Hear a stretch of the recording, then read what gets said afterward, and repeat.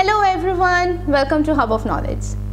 बहुत से बच्चों को आइडिया ही नहीं होता कि वो न्यूजीलैंड में भी फुली फंडेड स्कॉलरशिप्स विन कर सकते हैं, चाहे आप पीएचडी में जाना चाह रहे हैं, चाहे आप मास्टर बाय थीसिस करना चाह रहे हैं, इवन अंडर ग्रेजुएट आप करना चाह रहे हैं। तो इसलिए इस वीडियो में मैं आज बात करूँगी उन स्कॉलरशिप्स की जिनसे आप फ़ायदा उठा सकते हैं। तो चलें शुरू करते हैं। Starting with number 1, UC international first year scholarship. ये अंडर ग्रेजुएट स्टडीज़ के लिए है और अगर आपकी फील्ड ऑफ इंटरेस्ट है science, technology, health sciences, commerce, finance, literature, even journalism और software engineering and many more, अगर आपकी ये सारी फील्ड ऑफ इंटरेस्ट हैं तो आप इसमें अप्लाई कर सकते हैं। तकरीबन 25 एनुअली ये अवार्ड करते हैं अंडर ग्रेजुएट स्टूडेंट्स को स्कॉलरशिप्स। इसमें जो आपको अमाउंट मिलती है it's nearly $10,000 to $20,000 which vary according to the program. जो इसकी डेडलाइन है वो मोस्टली अप्रैल में आती है, बट आपको उससे पहले यूनिवर्सिटी के अपने प्रोग्राम पे अप्लाई करना होता है खुद से, जो कि एप्लीकेशंस ओपन हो जाती हैं अगस्त में, अक्टूबर में या फिर नवंबर में। इनकी ये जो इनटेक्स आती हैं, मेक श्योर कि आप उनमें पहले से अप्लाई करें। उसके बाद आप इसमें स्कॉलरशिप के लिए अप्लाई कर सकते हैं, जिसकी डेडलाइन है अप्रैल में। जहाँ तक यूनिवर्सिटीज़ में पहले अप्लाई करने की बात है, वो मैं आपको थोड़ा सा एक्सप्लेन कर देती हूँ। आपने बेसिकली क्या करना है कि कोर्स ऑफर लेटर लेना है, यानी कि आपने यूनिवर्सिटी में जाना है, अपनी रिक्वायरमेंट्स देखनी है, अगर आप एलिजिबल हैं उसके लिए आप सिंपल अप्लाई कर दें। डेफिनेटली आपको आईएल्स की भी ज़रूरत होगी और अंडर ग्रेजुएट प्रोग्राम के लिए you need to have at least 6 bands और इंडिविजुअल मॉड्यूल्स में आपको 5.5 बैंड्स चाहिए होते हैं। आप ये वाली रिक्वायरमेंट पूरी करें, आपका मेरिट अच्छा है, आप अप्लाई कर दें यूनिवर्सिटी के अपने इंटेक के लिए। फिर जब वो आपको कोर्स ऑफर लेटर दे देते हैं तो फिर आप स्कॉलरशिप में एलिजिबल होते हैं अप्लाई करने के लिए। Number 2, the Asian development bank scholarship. ये स्कॉलरशिप जापानीज गवर्नमेंट प्रोवाइड करती है। इनका जो मेन मोटिव है वो ये है कि जो आपके जो डेवलपिंग कंट्रीज़ हैं उनके अंदर जो इकोनॉमिक और सोशल सिचुएशन है उसको इम्प्रूव किया जाए। वैसे तो इसकी बहुत सारी होस्ट यूनिवर्सिटीज़ होती हैं, लेकिन इस साल ये यूनिवर्सिटी ऑफ ऑकलैंड में प्रोवाइड कर रहे हैं और नियरली 300 एनुअल स्कॉलरशिप्स ये प्रोवाइड करते हैं। तो ये इतना ह्यूज नंबर है कि आप इसमें अप्लाई कर सकते हैं और ये मास्टर बाय रिसर्च के लिए है। इसमें जो सब्जेक्ट्स हैं वो हैं public health, environmental sciences, arts, development studies, international business and engineering. अच्छा, इसमें अप्लाई करने के लिए आपको एटलीस्ट 2 साल का प्रोफेशनल वर्क एक्सपीरियंस चाहिए होता है। Professional, not voluntary, not unpaid. आपको एक पेड प्रोफेशनल वर्क एक्सपीरियंस 2 साल का चाहिए इस स्कॉलरशिप में एलिजिबल होने के लिए। प्लस आपने अगर इस स्कॉलरशिप में अप्लाई करना है आपको इसमें भी कोर्स ऑफर लेटर लेना पड़ेगा। यानी कि अगर आप जब आपने इसमें अप्लाई करने का सोच लिया है, अब आप क्या करें, सबसे पहले यूनिवर्सिटी ऑफ ऑकलैंड में जाएं, उनकी वेबसाइट पे जाकर अपना जो फील्ड ऑफ इंटरेस्ट है वो मास्टर प्रोग्राम चूज़ करें, उसमें आप अप्लाई कर दें। 3 से 4 हफ्ते लगते हैं। अगर आपकी एलिजिबिलिटी पूरी है, आईएलटीएस आपने दिया हुआ है, तो फिर वो आपको शॉर्टलिस्ट कर देते हैं, आपको ऑफर लेटर दे देते हैं। उस ऑफर लेटर की बेस पे आप इस स्कॉलरशिप में अप्लाई कर सकते हैं और इसका रिजल्ट नवंबर में अनाउंस होता है। मैं आपको लिंक प्रोवाइड कर दूंगी, मेक श्योर कि आप उस पर जाएं और इस स्कॉलरशिप में ज़रूर अप्लाई करें, क्योंकि 300 इन्होंने स्कॉलरशिप्स प्रोवाइड करनी स्टूडेंट्स को एनुअली, तो आप इसमें ज़रूर अप्लाई कीजिएगा। Number 3, university of Otago doctoral scholarship. जैसा कि नाम बता रहा है, डॉक्टोरल स्कॉलरशिप ये पीएचडी स्टडीज़ के लिए है और इसकी सबसे अच्छी बात कि अगर आप वैसे भी इस यूनिवर्सिटी में पीएचडी के लिए अप्लाई करते हैं और आप एलिजिबल हैं तो वो आपको ऑटोमेटिकली स्कॉलरशिप के लिए कंसिडर कर लेते हैं और एनुअली ये तकरीबन 200 बंदों को स्कॉलरशिप्स देते हैं, 200 स्कॉलरशिप्स एनुअली। तो आप इसमें भी अप्लाई कर सकते हैं अगर आप पीएचडी स्टडीज़ करना चाह रहे हैं इस यूनिवर्सिटी से। इसमें जो फील्ड्स आ जाती हैं वो हैं arts, medicine, literature, science, law and commerce. क्योंकि ये पीएचडी के लिए है तो डेफिनेटली आपको अपना एकेडमिक मेरिट तो शो करना ही है, प्लस आपको अपना रिसर्च पोटेंशियल भी दिखाना है। वो आप किस तरह दिखा सकते हैं? अपनी पब्लिकेशंस के थ्रू रिसर्च पेपर्स निकालें, अच्छे से अच्छे रिसर्च पेपर्स निकालें। इसका मतलब ये नहीं है 10-15 ढेर लगा दें आप, 2 से 3 भी अगर आपके अच्छे रिसर्च पेपर्स हैं तो आपका रिसर्च पोटेंशियल बहुत अच्छा है। एकेडमिक मेरिट पीएचडी स्टडीज़ के लिए मोस्टली 50% एग्रीगेट लिया जाता है या फिर 30%। और अगर आपको लगता है कि आपका जीपी इतना अच्छा नहीं है तो कोई बात नहीं, आप रिसर्च पेपर्स निकाल दें, पब्लिकेशंस निकालें। प्लस इसकी कोई डेडलाइन नहीं है, ये आप पूरा साल कभी भी आप इसमें अप्लाई कर सकते हैं। तो आपके पास टाइम है, टाइम में 2 से 3 महीने लगाएं, रिसर्च पेपर्स अच्छे से अच्छे निकालें और फिर आप इसमें अप्लाई कर लें।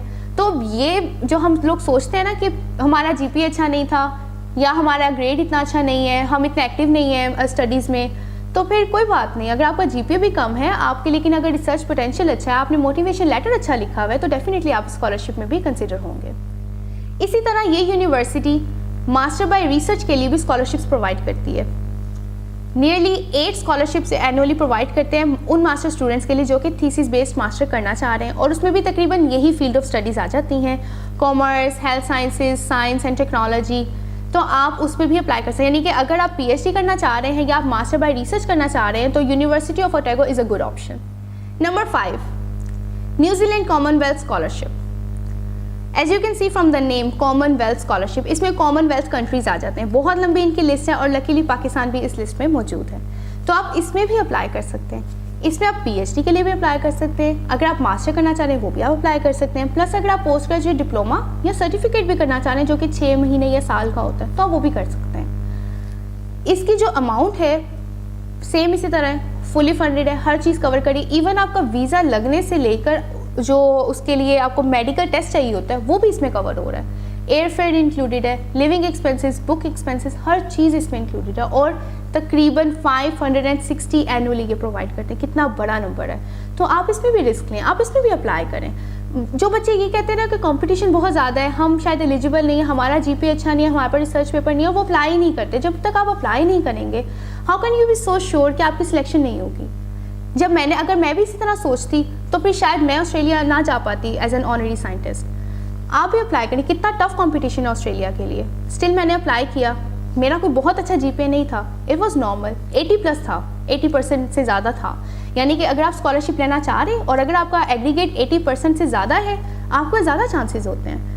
बट स्टिल अगर कम भी है लेकिन रिसर्च पेपर्स आपके पास हैं, आपके पास उन्हें बताने के लिए एक मोटिवेशन लेटर बहुत अच्छा आपने लिखा हुआ है, तो आप स्कॉलरशिप के लिए कंसिडर हो जाते हैं। इस स्कॉलरशिप के अंदर जो यूनिवर्सिटीज़ हैं, Auckland University of Technology, Lincoln University, Massey University, University of Auckland, University of Canterbury and many more as you can see on the screen. अगर हम सब्जेक्ट्स की बात करें तो इसमें सब्जेक्ट्स आ जाते हैं climate change, environment, disaster risk management, food security and agriculture, renewable energy. अच्छा, मैं आपको एक बहुत इंपॉर्टेंट बात बता देती हूँ। ये जो सब्जेक्ट्स हैं ना, ये उन्होंने कंट्री वाइज दिए हुए हैं, और जो मैंने अभी आपको लिस्ट बताई ये पाकिस्तान के लिए हैं। यानी कि अगर आप इन सब्जेक्ट से बिलोंग कर रहे हैं, ये आपका एरिया ऑफ इंटरेस्ट है, आप इसमें अप्लाई कर दें, आपकी ज़रूर सिलेक्शन होगी, वो आपको प्रायोरिटी स्टूडेंट्स में रख देते हैं। फिर एक और बहुत इंपॉर्टेंट बात, जिस तरह पिछली स्कॉलरशिप में मैंने आपको बताया कि आपको एटलीस्ट 1 या 2 साल का प्रोफेशनल वर्क एक्सपीरियंस चाहिए होता है, इसमें भी आपको 1 साल का एक्सपीरियंस चाहिए। लेकिन सबसे अच्छी बात यह है कि ज़रूरी नहीं वो प्रोफेशनल हो, वो अनपेड भी हो सकता है, इवन वो वॉलंटरी भी हो सकता है। तो अगर आपने ऐसे ही 1 साल लगा के किसी इंस्टीट्यूट में या किसी जगह पे इंटर्नशिप किया या काम किया तो आप उसको as a work experience show कर सकते हैं। दूसरी अहम बात, आइल्स। इसके लिए आपको आइल्स एप्लीकेशन के दौरान नहीं चाहिए होता, यानी कि जब आप अप्लाई कर रहे हैं स्कॉलरशिप में उस टाइम पे आपको आइल्स की रिक्वायरमेंट नहीं है। जब ये आपको शॉर्टलिस्ट कर देती है स्कॉलरशिप कमेटी, फिर वो आपसे डिमांड करते हैं कि अब आप आइल्स का जाके टेस्ट दें, जो कि नॉर्मली ओवरऑल बैंड्स आपको 6 चाहिए होते हैं और 6.5 चाहिए होते हैं, और जो इंडिविजुअल बैंड्स हैं they should not be less than 6। जो आपकी लिसनिंग, स्पीकिंग, रीडिंग, राइटिंग, इन सब में आपके 6 से कम नहीं होने चाहिए। और ये मोस्टली है पीएचडी के लिए, लेकिन अगर आप जैसे डिप्लोमा और सर्टिफिकेट का मैंने बताया उसमें जाना चाह रहे हैं तो फिर आपको ओवरऑल 6 चाहिए होता है और इंडिविजुअल बैंड्स 5.5 चाहिए होते हैं। एक और ज़रूरी बात, इस स्कॉलरशिप में सबसे पहले आपके मुल्क के अंदर जो इंटरनल मिनिस्ट्री है, जैसे हमारे यहाँ पाकिस्तान में हायर एजुकेशन कमीशन है, वो आपको नॉमिनेट करता है। तो फिर आपने क्या करना है, आपने HEC से कॉन्टैक्ट करना है, आपने उनसे इंटरनल डेडलाइंस के बारे में पूछना है, क्योंकि डेडलाइंस वेरी करती हैं। नॉर्मली पाकिस्तान में HEC जो डेडलाइंस अनाउंस करता है it's mostly in January and February.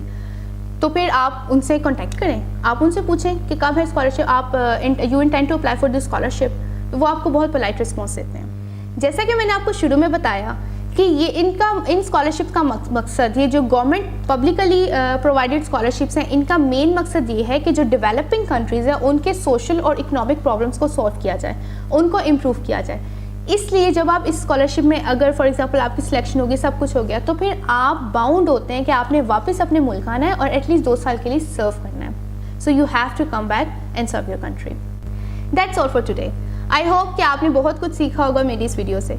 Scholarships में अप्लाई ज़रूर करें, चाहे आपका जीपीए कम है, चाहे आपका जीपीए बहुत कम, आपको लग रहा है कि इतना अच्छा नहीं है, आपके पास आईएलटीएस नहीं है अच्छा, आपने जो है रिसर्च पेपर्स नहीं इतने निकाले हुए, आप करें, अप्लाई करें, इन चीज़ों पे इम्प्रूव करें, इन चीज़ों पे वर्क करें। आपके पास 2 से 3 महीने हैं अभी भी। इन जितनी मैंने आपको स्कॉलरशिप्स बताई हैं, इनके इनटेक्स जो यूनिवर्सिटी के इनटेक्स हैं, they will start in August, in October and in November. तो अभी भी अगस्त आने में 3 से 4 महीने हैं आपके पास। प्रिपरेशन करें, आईएलटीएस की ऑनलाइन बैठ के तैयारी करें, खुद से तैयारी करें, रिसर्च पेपर्स पे वर्कआउट करें। इन सब चीज़ों पे आप काम करेंगे ना तो आपका ऑलरेडी जो सीवी है वो बहुत अच्छा तैयार हो जाएगा। और एक स्कॉलरशिप विनिंग एप्लीकेंट के यही तो सीवी होता है। इवन अगर मैं अपनी बात करूँ तो जब मुझे स्कॉलरशिप्स मिली हैं, मेरी सीवी में क्या था कि मेरा जीपीए 80% से ज़्यादा था, मेरे पास एटलीस्ट 2 पब्लिकेशंस थी, इसके अलावा मेरे पास कुछ वॉलंटरी वर्क का एक्सपीरियंस था। कुछ इसमें मैंने अनोखा काम नहीं किया, जो वही किया जो हर बच्चा कर सकता है।